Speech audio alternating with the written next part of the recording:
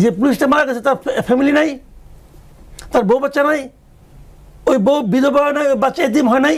মাসুদ কামাল ভাই, আমি আপনার কাছে একটু আসতে চাই। সেক্ষেত্রে কোন উপদেষ্টা সেফ এক্সিট চাচ্ছেন, কারা আখের গুছিয়েছেন, তাদের নাম প্রকাশ করবে এনসিপি। এটা কিছুদিন আগে একটা রাজনীতিতে হট টপিকে পরিণত হয়েছিল। গতকালকে জামায়াত বলছে কোন উপদেষ্টারা ষড়যন্ত্রে লিপ্ত, তাদের কাছে নাকি কণ্ঠ রেকর্ড আছে। জানতে চাই মানে ফোন কল জামায়াত পেল কিভাবে, অথবা এটা পাওয়ার সম্ভাবনা আছে কিনা একটা রাজনৈতিক দলের, বিষয়টিকে কতটুকু গুরুতর বলে আপনি মনে করেন? শুনেন, বিষয়টা গুরুতর, বিষয়টা যতটা না গুরুতর বিষয় হিসাবে, তার চেয়ে বেশি গুরুতর মানসিকতা হিসাবে। এটা এক ধরনের ব্ল্যাকমেলিং। এনসিপি জীবনেও নামগুলি প্রকাশ করবে না, জীবনেও না, ঠিক আছে? এটা হলো কি একদম রিয়েলিটি, করবে না, জামাতও করবে না। কারণ তারা এই কাজটা করছে আসলে এক ধরনের প্রেশার ক্রিয়েট করার জন্য। মানুষ ব্ল্যাকমেল কী কারণে করে? প্রেশার ক্রিয়েট করে, কিছু একটা চায়, সুযোগ সুবিধা চায়, অথবা টাকা পয়সা চায়। হিসাব সহজ। আপনি মনে আছে কিছুদিন আগে ABM সাত্তার নামে এক ভদ্রলোক, সাবেক এক সচিব, তিনি একটা প্রশাসন ক্যাডারের একটা সমাবেশে বলছিলেন তার কাছে গোয়েন্দা রিপোর্ট আছে যে 8 জন উপদেষ্টার দুর্নীতির গোয়েন্দা রিপোর্ট তার কাছে আছে। উনি বলছিলেন, কিন্তু সেই 8 জনের গোয়েন্দা রিপোর্ট উনি প্রকাশ করছেন? করেন নাই কেন? দুটো সম্ভাবনা আমি দেখি। একটা হলো ধমক খাইছেন, আর একটা হলো মাল খাইছেন। কোনটা খাইছেন উনি বলতে পারবেন। এই দুটো একটা। আর উনি সচিব, সাবেক সচিব, অফিসার্স ক্লাব সভাপতি টভাপতি কিছু একটা হবেন। আবার খালেদা জিয়ারও PS ছিলেন, তাই পাওয়ারফুল লোক। ধমকে তো টলার কথা না, তাহলে মাল খাইছেন। ভাই পরিষ্কার কথা আমার কাছে, আপনি যখন কথাটা বলেন, বলার মাধ্যমে কি হয়, যখন আপনি পাবলিক করেন, তখন সমস্ত জনগণের কাছে আপনি এই সন্দেহটা ছড়াই দিচ্ছেন। নাহিদ ইসলাম যখন বলে যে কোনো উপদেষ্টা, তখন আমি কিন্তু জানি না কোন উপদেষ্টা, উনি জানেন, আমি জানি না। তখন আমি করে কি সবার দিকে সন্দেহ দৃষ্টিতে তাকাই। তো সবাই তো আর খারাপ না, কেউ খারাপ। তো নাহিদ ইসলামের কারণে সবার দিকে কিন্তু সন্দেহটা ছড়াই দিলেন, দিয়ে পরে হয়তো বার্গেনিং করছেন, আমি জানি না কি বার্গেনিং, উনি আমার মতো বলেন নাই, এখনো প্রকাশ করেনি। তার মানে কি? তাহলে হইতে পারে যে উনি মিথ্যা বলছেন, অথবা বার্গেনিং চলিতেছে, ইহা চাই উহা চাই, এটা দেন ওটা দেন, দলের জন্য দেন, আমার জন্য দেন, আমার আত্মীয়ের জন্য দেন, হইতে পারে। কিন্তু আমি এখন ভাই সবাইকে সন্দেহ করি। উনি সন্দেহটা অন্যদের উপর ছড়াই দিচ্ছেন, আমি উনাকে সহ সন্দেহ করি। আপনি কি করবেন? হ্যাঁ, উনি উপদেষ্টা ছিলেন, আমি উনাকে সহ সন্দেহ করি। কাজে এইগুলি ঠিক না। উপদেষ্টা তো উনি ছিলেন, তো উনি ওনার কলিগের সম্পর্কে জানেন যে কারা সেফ এক্সিট চাচ্ছেন বা আপনার আখের গুছিয়েছেন, কিন্তু জামায়াতের কাছে কণ্ঠ রেকর্ড, ফোন কল রেকর্ড আসে কিভাবে? আসতেই পারে। আপনি মাহফুজ আলমের একটা কথা শুনেন নাই? মাহফুজ আলম কি বলছিল যে দায়িত্ব নেওয়ার পরে, সরকার দায়িত্ব নেওয়ার পরে বিএনপি এবং জামাত ইসলাম বিভিন্ন পোস্ট দখল করার জন্য তারা মানে মোটামুটি হুমড়ি খেয়ে পড়ছে, এবং পোস্ট দখল হয়ে গেছে। দখল হয়ে যাওয়ার পরে এখন আর তারা খুব একটা যায় টায় না, বলছে তো মাহফুজ আলম। আচ্ছা, তাহলে যারা এই ফোন কলগুলি নিয়ন্ত্রণ করতে পারে, হয়তো ওখানে জামাতের 2 জন লোক আছে, অথবা সবই আছে তাদের, তারা তাদের সাপ্লাই দিয়েছে, হইতে পারে। উনি তো বলছেন, এখন ফোন কল কি ওনার কাছে করছে? তো বলুক। শুনেন, এই সমস্ত কথাবার্তা যারা বলেন, তারা আসলে মানুষকে বিভ্রান্ত করার জন্য বলেন, এবং এটা অনুচিত কাজ, এটা অনৈতিক কাজ। আমি মনে করতাম যে এটা ফোন করতে থাকলে ফোন কল বাজাই দেন না রে ভাই, বুঝাই দেন কি ষড়যন্ত্র করছে। ষড়যন্ত্র ভয়েস রেকর্ড থাকতে পারে, ভয়েস রেকর্ড। যারা উপদেষ্টা তারা কি সমাজে বিচ্ছিন্ন কোনো প্রাণী? তার সঙ্গে কারো কথাবার্তা হবে না? তাদেরকে বলছে যে সংশোধন না হলে ফোন কল রেকর্ড বা কণ্ঠ রেকর্ড প্রকাশ করবে। উপদেষ্টার ফোন করলাম, আমি তো মনে করি আমি যদি এখন ফোন করি, অন্ততপক্ষে মানে 4-5 জন উপদেষ্টা আছে, আমার ফোন পাইলে ধরবে, এটা আমি মনে করি, আমার বিশ্বাস থেকে বলি। কারণ এদের সঙ্গে আগে থেকে পরিচয় ছিল, আগে থেকে একসঙ্গে টক সমস্যা করতাম, অনেকের সঙ্গে করতাম। তো ফোন করলে ওনারা ফোন ধরবেন। ধরে আমি কি একবার জিজ্ঞাসা করবো না কি ভাই আসলে কি ফেব্রুয়ারিতে নির্বাচন দিবেন আপনারা? এটা আমি জিজ্ঞাসা করতে পারি, সিরিয়াসলিও জিজ্ঞাসা করতে পারি, ফান করেও জিজ্ঞাসা করতে পারি। উনি একটা জবাব দিলেন, এখন আপনি কইলেন এই তো মাসুদ কামালের সঙ্গে উপদেষ্টার ফোন করলে আমার কাছে রেকর্ড আছে, তো কি হয়েছে? রেকর্ডটা দেখাই দেন না ভাই, শোনাই দেন কি কইছি। তো এইগুলো জানেন মানুষকে বিভ্রান্ত করার একটা কৌশল। এইগুলো কোনো ভালো এই কাজ না, ধন্যবাদ আর আপনাকে। আরেকজনের কথা আপনি আরেক পিতা শুনবেন কেন? এটা তো আরেকটা সমস্যা, এটা তো ফৌজদারি অপরাধের মধ্যে পড়ে। আপনি আমার সঙ্গে কার কি আলাপ হয়েছে এটা তো আমাদের ব্যক্তিগত ব্যাপার, ওটা আপনি শুনবেন কেন? বিগত সরকারের সময় কিন্তু এটি একটি বিগত সরকার কি হ্যাঁ। ভালো ছিল নাকি? এটি একটি ভালো থাকলে ওদেরকে ধরে সমস্যার লোকে। কথা। জি জি, ধন্যবাদ আপনাকে। মনিয়াপা, একটু আসতে চাই আপনার কাছে, আপনি কিছু একটা বলতে চাচ্ছিলেন, বা মানে এই বিষয়টিকে আপনি কতটুকু গুরুতর মনে করেন? আপনারা দেখেন, তো আমার রাজনৈতিক কাছে দলের এটা খুব নেত্রী। ঘৃণ্যকর মনে হয় যে কথাটা বললেন মাসুদ ভাই, সেটা হলো যে একজন ওই লেভেলের একজন মানুষ, এই যে ফোন আড়ি পাতা, এটা তার সঙ্গে যায় না। এটা এনসিপি করতো, মাইন্ড করতাম না, যে ওরা অনেক কিছুই শিখে নাই, বুঝে নাই। কিন্তু উনি এই কথাটা গেলেও উনি বলতে পারেন না, আর যদি বলেনি তাহলে ওনাকে প্রকাশ প্রকাশ উচিত। করতে হবে। উনি এটার জন্য উনি মামলা খাওয়া উচিত। এটার জন্য এটা রাষ্ট্রদ্রোহিতার শামিল। মানে এটার জন্য তাকে জিজ্ঞাসাবাদ করার কোনো অপশন এটার জন্য তাকে পে করতে হবে, হওয়া উচিত। যদি বাংলাদেশে গণতন্ত্র থাকতো, বাংলাদেশ যদি আইন কানুনের উপর শ্রদ্ধা থাকতো, আইনের অনুশাসন থাকতো, এখন উনি 14 শিখে থাকতেন স্ট্রেট। যেটা আপনার দেখেন, মাহমুদুর রহমান আমার দেশের স্কাইপের জিনিসটা ফাঁস হলো, ওনার কিন্তু এটা দায় না, উনি পত্রিকার সম্পাদক, উনি ওই ফাঁসটাকে উনি ছাপলেন, এই ছাপার জন্য কিন্তু উনি 4 বছর জেল খাটছে। এটা কিন্তু তার আগে কিন্তু এটা আউট হয়ে গেছে, আউটটা উনি ছাপাইছেন ওনার পত্রিকায়, এটার জন্য জেল হলো। তাহলে উনি যে এই কথাটা বললেন, এবং কাদের নিয়ে বলছেন, সাধারণ কোনো মানুষ নিয়ে কথা বলেন নাই, উনি বলছেন যাদের নিয়ে বললেন তারা রাষ্ট্রের মধ্যে আছে, রাষ্ট্র পরিচালনার মধ্যে আছে, এবং সময়টা ভীষণভাবে ক্রুশিয়াল। যে সময়টাই হোক না কেন, আপনি ধরেন উন্নত দেশের কথা ধরেন, আপনি হিলারি ক্লিন্টন ইলেকশনে দাঁড়াইছিল, তার একটা ইমেল ফাঁস হওয়ার জন্য কি হইল, সে ফেল করলো।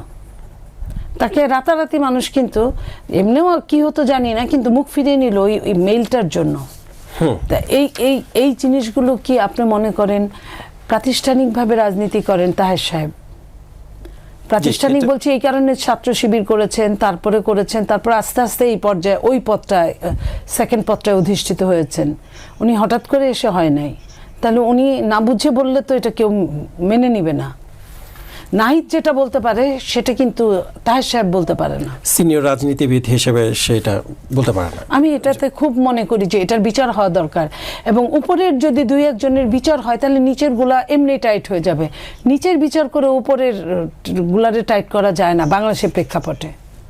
এখন এইখানে আপনার কাছে একটু যে শেষ করবেন প্লিজ শেষ করবেন কিছু একটা। না, এখানে ওই যে বলে না যে ঝি মেরে বউ শিক্ষা করা, এই দেশে বউ মেরে ঝি শিক্ষা করতে হওয়া উচিত, এটাই বলতে চেয়েছিলাম। জি, একটু জুলাই সনদ নিয়ে একটু জানতে চাই মনিয়াপা আপনার কাছে, যে সনদ বাস্তবায়ন প্রক্রিয়া স্পষ্ট না করে জুলাই সনদে স্বাক্ষর না করার বিষয়টি বিবেচনা করবে এনসিপি।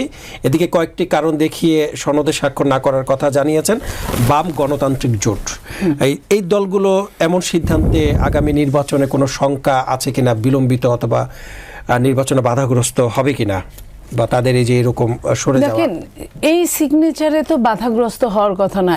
এই সিগনেচারটা জরুরি কিছু ছিল না। জরুরি মনে করা হচ্ছে যে সংস্কারগুলো নিয়ে আসছে, আমি নর্মাল যে কথাটা বলছি, আমার কাছে মনে হয় এগুলো তো একটা সংস্কারটা কি হতো, সরকার যারা আসতো, ইলেকটেড সরকার, তারা সংসদে গিয়ে আলোচনা পর্যালোচনার মাধ্যমে এটাকে পাশ করতো অথবা বাতিল করতো, এটাই। সেটাকে এখন আপনার গণভোটে শেষ পর্যন্ত বিএনপির মতামত নেওয়া হয়েছে, কিন্তু বিএনপি সহ অনেকেরই নোট অফ ডিসেন্ট আছে, এটার কোনো সুরাহা হয় নাই। নোট অফ ডিসেন্টগুলো কিন্তু নোট অফ ডিসেন্টই থাকবে। তাহলে আপনি গণভোটটা কিসের উপরে দিবেন? আপনার আড়াইটা প্রশ্ন 1.5টার উত্তর দিচ্ছেন, আর একটার উত্তরই দেন নাই, তাহলে ওটার উত্তর কিন্তু আমার দরকার। আপনি কোথায় কি বলবেন?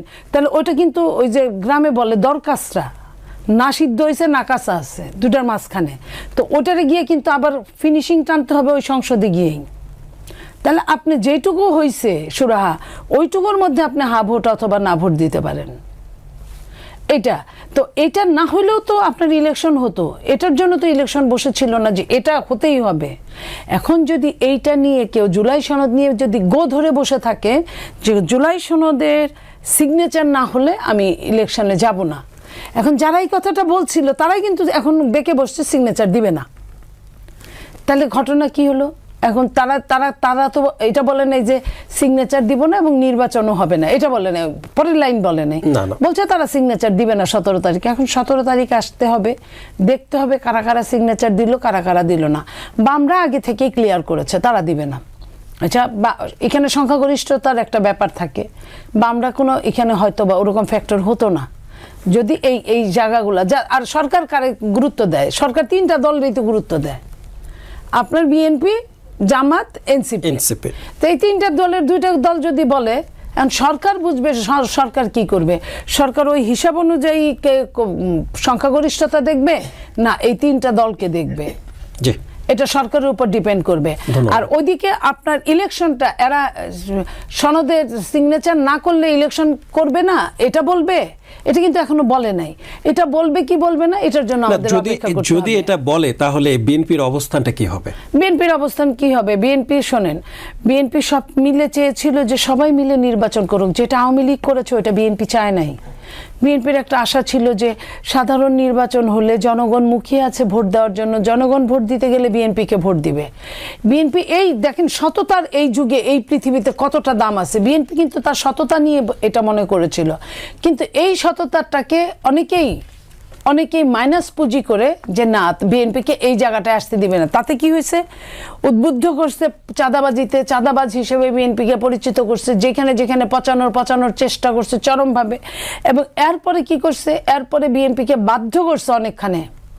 আপনি দেখেন এই যে এই গণভোটটা, এটাতে তো বিএনপি প্রথমে রাজি ছিল না, এটা নিয়মও নাই। এটা নিয়ম হলো সংসদে যায় আপনার সংস্কারগুলা উঠবে, কিন্তু সেটাকে আপনি গণভোটে নিয়ে আসলেন। আচ্ছা, বিএনপি তারপরেও সিগনেচার করলো, বললো যে ইলেকশনের দিনে 1 টাকা 1 খরচে খালি ব্যালট পেপারটা বাড়লো, 1 খরচে হয়ে যাক। কিন্তু সেইখানে আপনি বাগড়া দিয়ে বললেন নভেম্বরের মধ্যে গণভোট হইতে হবে। তো নভেম্বরের মধ্যে একটা সরকারের, একটা দেশের এই রকম ঋণগ্রস্ত একটা দেশের, যে দেশে মানুষ ক্ষুধার জ্বালায় আপনার আত্মহত্যা করে, সেই দেশে আপনি 1 মাসের ব্যবধানে আপনি 2টা নির্বাচন, হাজার হাজার কোটি টাকা খরচ করে আপনি নির্বাচন করবেন। আপনার একই মানুষ আসবে, একইভাবে ভোট হবে, আপনি ভোটগঞ্জে যান বা না যান। আওয়ামী লীগ যায় নাই, তাতে কি ভোটের খরচ কম হয়েছে? যেভাবে হওয়ার ওইভাবেই হয়েছে। আইন উপদেষ্টার একটি মন্তব্য আমি আপনাকে বলতে চাই, সেটা হচ্ছে আইন উপদেষ্টা তো বলেছেন যে আমাদের অনেক টাকা আছে, সঠিকভাবে যদি খরচ করতে পারি তাহলে। আইন উপদেষ্টা তো এই কথা বলছেন, ইস আমি যদি জীবনে ক্ষমতা পাইতাম, আরে সারা দিন রাত খালি কামি করতাম। আইন উপদেষ্টা এই পর্যন্ত বলেন তো 100 বছর হয়ে গেছে এই সরকারের, কি কাজটা মানে দেখার হিসেবে দর্শক কি কাজটা তার দেখেছে? এই যে লক্ষ লক্ষ মামলার, ওটা বাদই দিলাম, সবচেয়ে যেটা দরকার 35 লক্ষ না কত লক্ষ ফাইল আছে যে মামলাগুলো সুরা ঝুলে আছে, সেটার কতটুকু উপকার হয়েছে এটাই আপনি বলেন। আইন উপদেষ্টা তো কত কথাই বলে, তো এই কত কথা বলা দিয়ে তো হবে না, অতি কথন এইখানে বাদ দিতে হবে। উনি ফুরফুর করে খালি কথা বলতে পারেন, উনি আছেন আরেকজন আছেন নারী উপদেষ্টা, এরা খালি কথাই বলতে পারেন, কথার সঙ্গে কাজের তাদের কোনো মিল নাই। নির্বাচনের আগে যদি গণভোট মানে দেয়া হয় তাহলে সেক্ষেত্রে তো ইসি সক্ষমতা কেমন, এটাও তো আমাদের মানে আপনার কথা মনে হলো যে ওই যে বলছেন না রবীন্দ্রনাথ কাদম্বিনী মরিয়াই প্রমাণ করিল যে সে মরিয়াছে। তো আপনার একটা ভোট দিয়ে তাকে প্রমাণ করতে হবে কেন? আপনি একটা লোককে পরীক্ষা করবেন। জামাত কিন্তু এটা বলছে যে জামাত তো খোঁড়া যুক্তি দিবেই। জামাত কি বলছে উনি নিজেও জানে না, উনি বলছে সমস্ত বাংলাদেশ জানে যে পিয়ার পদ্ধতি কি। আদৌ কি সত্যি? আদৌ কি জনগণ জানে পিয়ার পদ্ধতি কি? আপনার মনে করেন যে ওই দিন নির্বাচন 1 মাস আগে দিল, আমি আপনাকে বলি আপনি তো আমার বিশ্বাস করেন না, আমি তো নির্বাচন চাইনি। আপনি কি করে বুঝলেন আমি হ্যাঁ ভোট দিব? আমি তো না ভোটও দিতে পারি। আর আমি যখন না ভোট দিব আমার সাঙ্গপাঙ্গরা তো হ্যাঁ ভোট দিবে না, তারাও না ভোট দিবে। ধরে নিলাম আমি একটা বড় মানুষ, আমি না ভোট দিলাম, আমার সাঙ্গপাঙ্গরা না ভোট দিল। আপনি যে আওয়ামী লীগ রে খেদাইছেন, আওয়ামী লীগ তো পুরা যায় নাই, পুরাটাই আছে, খালি কয়টা পলাইছে। আপনার আওয়ামী লীগের এর মধ্যে যে মানে আন্ডারগ্রাউন্ডের আওয়ামী লীগ এরা তো এসে ভোট দিয়ে যাবে। আপনি ভোট দিয়ে গেলে তারা কি আপনার তাগরে আপনি এইটা দিয়ে ঝুলাবেন? আপনি তারা তো আর যাই হোক এখানে তো তারা হ্যাঁ ভোট দিবে না, তাহলে এখানে না ভোট দিবে। আপনার ভোট যদি ভোটার উপস্থিতি যদি 50%-এর উপরে না হয়, আপনি যদি না ভোট আগায় যায়, আপনি কি হিসাব করছেন দেশের কি হবে? জি, তো এইখানে আপনার কাছে আমি- ইসি বা সিসির কি দোষ থাকবে আপনি আমাকে জি, বলেন। ধন্যবাদ। আমি আপনার কাছে নির্বাচনে আরো একবার ফিরবো। মাসুদ কামাল ভাই, একটু জানতে চাই যে এমন প্রেক্ষাপটে আগামী নির্বাচন নিরপেক্ষ হবে কি না, কারণ ইতোমধ্যে উপদেষ্টাদের বিরুদ্ধে প্রশ্ন উঠছে, তারা একটি দলকে সহযোগিতা করছেন। এমন প্রেক্ষাপটে আগামী নির্বাচন নিরপেক্ষ হবে কি না, কি মনে করেন আপনি? দেখেন, নির্বাচন নিরপেক্ষ হবে কি হবে না এটা তো নির্বাচন যখন হবে তখন বোঝা যাবে। তবে তার আগে একটা কথা বলি, নিরপেক্ষ নির্বাচনের পূর্ব শর্ত হিসাবে আমাদের দেশের সবগুলো পলিটিক্যাল পার্টি আমরা দেখেছি গত 14 বছর, আওয়ামী লীগ ছাড়া সবাই বলেছে যে নিরপেক্ষ নির্বাচনের পূর্ব শর্ত হলো একটা তত্ত্বাবধায়ক সরকার, ঠিক না? এখন তত্ত্বাবধায়ক সরকারের কনসেপ্টটা কি? তত্ত্বাবধায়ক সরকার আমরা কীভাবে চিনব? তত্ত্বাবধায়ক সরকার হচ্ছে সেরকম একটা সরকার যে সরকারটা নির্বাচনের সময় দেশ পরিচালনা করবে, কিন্তু তারা কোনো প্রার্থী দেবে না, তাদের কোনো দল থাকবে না, এবং তারা পরবর্তী সরকারের কোনো দায়িত্বও যাবে না। এই হলো মোটামুটি বেসিক একটা ফরম্যাট। তো এই সরকারে কি সেই বৈশিষ্ট্যগুলো আছে? আমি তো ভাই দেখি না। এই সরকার প্রধান আগেই বলছে, দেশে বিদেশে বলে বেড়াইছে যে এই এনসিপিকে দল বানাইতে সেই পরামর্শ দিচ্ছে, মানে এটা তার দল বেসিক্যালি। আমরা ডক্টর ইউনূস সরকারের বিরুদ্ধে বিএনপির পক্ষ থেকে সরাসরি অভিযোগ করা হয়েছে যে আপনার 3 জন উপদেষ্টাকে সরান, একদম সরাসরি বলা হয়েছে। তার মানে কি বিএনপি এই সরকারের উপরে তখন ওই সময়টা আনহ্যাপি ছিল। আবার 15 জুড়ে সেই মিটিংটা হলো লন্ডনে, তারপর বিএনপি আবার মানে এই সরকারকে ভালোবাসা শুরু করলো। ভালোবাসা যে কোনো সময় শুরু হতে পারে, কোনো সমস্যা নেই। ভালোবাসা শুরু করলো, তখন আবার এই এনসিপি যে এটা তার মানে আপনার ছিল আর কি, মানে আপনি কি বলে তার মানে কি কিংস পার্টি হিসেবে যাদেরকে আমরা চিনতাম, জামাতে ইসলাম, যা নাকি নিঃশর্ত সমর্থন দিয়ে যাচ্ছিল, তারা এখন উল্টে গেছে। তারা বলছেন না আপনি ওনাকে ভালোবাসতেন কেন, অথবা উনি আপনাকে ভালোবাসে কেন, অথবা আমি ভালোবাসুন না। তারা এখন উল্টাপাল্টা আরম্ভ করছে। এখন বলে যে নাহিদ ইসলাম বলে কেউ কেউ লিয়াজও করতেছে 2 নম্বরী করে। আবার সামান্ত আছে একটা, সামান্ত শারমিন, সে বলতেছে সব উপদেশটা আখের গুছাই বলেছে, সব। সে আবার কিছু কিছু রাখে নাই, সবটি দিয়ে দিচ্ছে, সবাই আখের গুছিয়ে পড়েছে। জামাত অভিযোগ করতেছে। তাহলে এই সরকারের প্রতি আস্থাটা কার আছে? আমার পার্সোনালি নাই, নাগরিকদের মধ্যে অনেকে থাকতে পারে, আমার নাই। আমি মনে করি এই সরকার নিরপেক্ষ নয়। আমি মনে করি এই সরকার একটা নির্দলীয় চরিত্র সে করছে, হারিয়ে ফেলেছে। এই সরকারের পক্ষে একটা সুষ্ঠু নির্বাচন করাই সম্ভব না, এটা আমি মনে করি। এবং 3 দলই কিন্তু কখনো কখনো এই সরকারের বিরুদ্ধে সমালোচনা করছে। তাহলে যেই সরকারের উপর মানে আস্থা নাই, যে সরকারের নির্দলীয় কোনো চরিত্র নাই, সেই সরকার ফেব্রুয়ারিতে নিরপেক্ষ নির্বাচন করবে, এটা আমার এখন পর্যন্ত মনে হচ্ছে না। এরপর আবার কোনো বলা যায় না, দৈব বলে যদি কোনো বিশেষ কোনো যোগ্যতা অর্জন করে, এতে কিছু বলা যায় না, দেশে অনেক কিছু সম্ভব। একটু আপনার কাছে একটু জানতে চাই যে আমাদের তো আইন শৃঙ্খলা বাহিনী যে কাঠামো, অনেকে বলছে তাদের মনোবল এখনও নাকি ফিরে আসেনি। তো সামনে তো মেঘা একটি ইভেন্ট, নির্বাচন। তো এক্ষেত্রে আমরা দেখেছি যে গত 8 মাসে 2600-র বেশি মার্ডার হয়েছে। তো এমন পরিস্থিতিতে নির্বাচনে আইন শৃঙ্খলা পরিস্থিতি ঠিক রাখতে পারবেন তো সরকার? দেখেন, আপনি যে বলেন না যে আইন শৃঙ্খলা বাহিনী মনোবল ফিরে আসে নাই, বলছেন না একটা কথা, মনোবল ফিরে আনানোর জন্য, তার মানে প্রথমত হলো মনোবল নাই, মনোবল ভেঙে গেছিল কোনো একটা ঘটনা। তো এই মনোবলটা ফিরে আনার জন্য এই সরকার একটা উদ্যোগ নিছে। বলেন তো আপনি কোন উদ্যোগটা নিছে? একটা উদ্যোগ নিছে। মাঝখান থেকে গভর্নমেন্টের পক্ষে বলা হয়েছে যে আন্দোলনের সময় যে সমস্ত পুলিশ মারা গেছে তাদের কোনো বিচার হবে না। কেন বিচার হবে না? যে পুলিশটা মারা গেছে তার ফ্যামিলি নাই, তার বউ বাচ্চা নাই, ওই বউ বিধবা হয় নাই, ওই বাচ্চা এতিম হয় নাই, ওর প্রতি রাষ্ট্রের কোনো দায়িত্ব নাই। বিচার হওয়া মানে কি? দেখা যে তার মৃত্যুটা যথাযথ, তার মৃত্যুটা প্রয়োজনীয় ছিল কিনা, অথবা তার মৃত্যুটা অন্যভাবে হয়েছে কিনা, এটা বিচার করতে প্রবলেমটা কি? বিচারই আমি করবো না। কেন করবেন না বিচার? কেন করবেন না? থানা লুট হয়েছে, থানা লুট হওয়াটা কি আন্দোলনের জন্য খুব অপরিহার্য ছিল?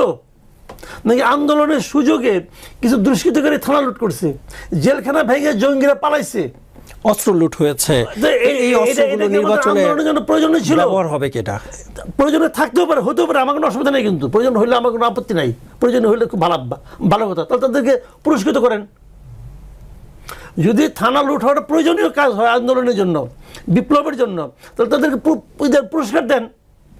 আপনি পুরস্কারও দিবেন না, তিরস্কারও করবেন না, আর বলবেন আহারে আমার পুলিশের কেন মনোবল ফিরে আসে না। মনোবলকে আসমানি উপায় ফিরে আসবো, ওই নাজিল হবো? আপনি কিছু করবেন না রে ভাই। তো এখন হলো কি, আমি তো মনে করি এই সরকার ইন্টেনশনালি মনোবল ফিরে আনতে চায় না।